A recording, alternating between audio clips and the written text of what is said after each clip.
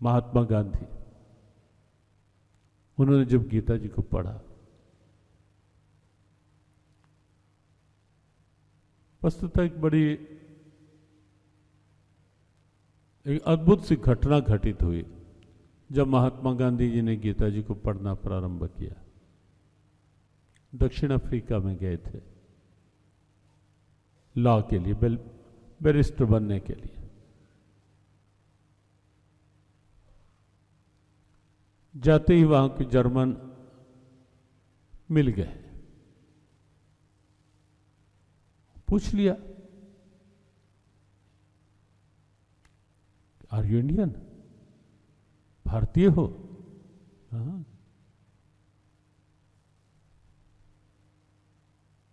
Do you know what is Bhagavad Gita and what is in Bhagavad Gita? क्या आप जानते हो कि गीता क्या है और गीता में क्या है? महात्मा गांधी देखते रह गए, सोचते रह गए कि जर्मन होकर गीता के बारे में जानता है और मैं भारतीय होकर गीता के बारे में अभी तक कुछ नहीं जानता।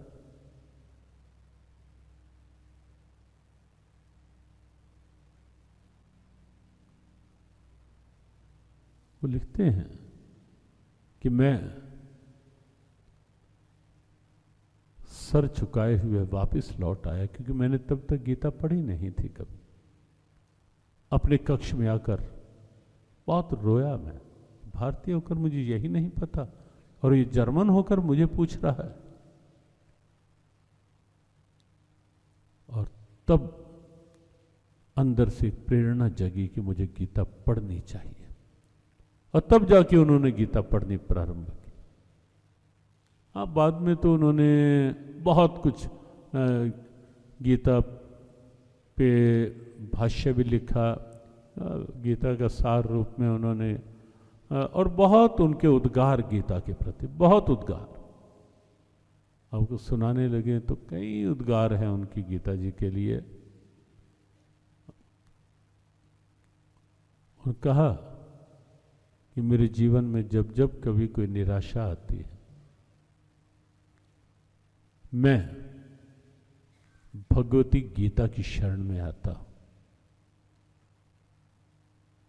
और गीता जी को हाथ में लेकर, सर झुकाकर, विनम्रता से, हृदय से लगा करके, एक भाव है,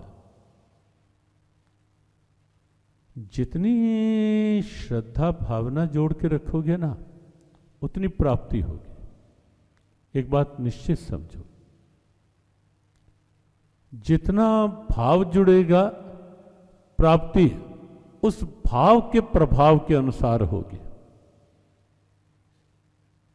उस भाव के अनुरूप प्राप्ति होगी। इसलिए औपचारिकता नहीं, पाठ करना चाहिए गीता जी का।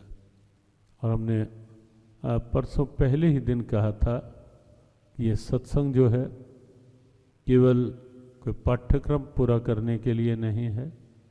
ये सत्संग जो है ये केवल मात्र कोई औपचारिकता भी नहीं, कोई प्रदर्शन भी नहीं, कोई किसी प्रकार का मनोरंजन भी नहीं है, कोई व्यवसाय भी नहीं और व्यसन भी नहीं है ये सत्संग।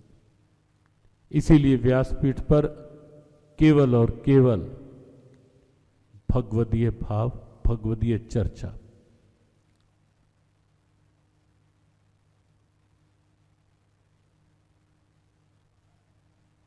गीता का पाठ करना चाहिए। जो बात कही गई थी कि सत्संग में अगर कोई पूछे कि अपील क्या है, कोई और नहीं, केवल एक ही कि गीता पाठ नियम से करो। इस अपने राष्ट्र के गौरव को अपने जीवन का गौरव बनाओ, अपने घर घर का श्रृंगार बनाओ। बस एक ही अपील है, कोई दूसरी अपील का कभी न स्वभाव रहा है और न ऐसी कोई मानसिकता कभी हुई है। एक ही अपील कि गीता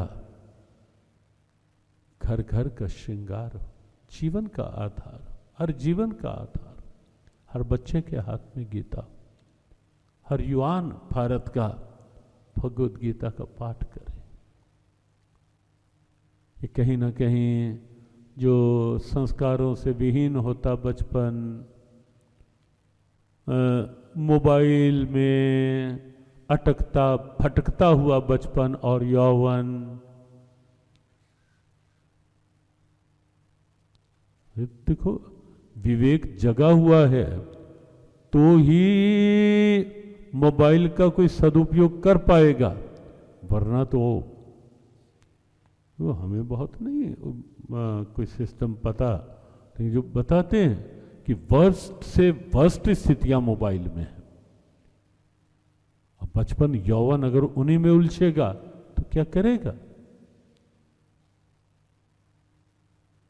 ये पारिवारिक विखंडन, संबंधों में कहीं ना कहीं विश्वसनीयता के अभाव, ये देन है इस वैज्ञानिक खिलौने की। और इसीलिए व्यासपीठ से जो ये कहा जाता है आग्रह पूर्वक कि कम से कम सत्संग में मोबाइल को थोड़ा अपने से दूर रख करके बैठो, वरना सत्संग में चैन से नहीं बैठ पाते, पाठ में नहीं चैन, ऐसी आदत सी पक जाती है कि सत्संग के समय मोबाइल, पाठ करना है तो मोबाइल को सामने रख के कहीं कुछ मिस ना हो जाए। अरे भाई पाठ मिस हो जाएगा, सत्संग की वाक्य शायद मन में कुछ हिलोर जगा दे, वो मिस हो सकता है। संस्कारों से विहीन होता बचपन और कहीं ना कहीं अटकता फटकता यौवन, विश्वास करें भगवत गीता हाथ में होगी, समाधान एक ही है, केवल एक।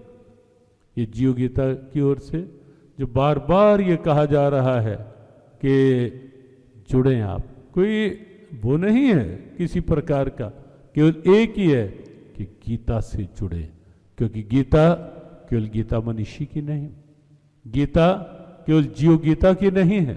हाँ, निमित्त प्रभु बना के कोई सेवा करवा लें, ये उनकी कृपा है, कि गीता जैसे भगवान हम सबके हैं ना, जैसे भगवान हम सबके हैं, ऐसे ही ये गीता भी हम सबकी है, सबके लिए है।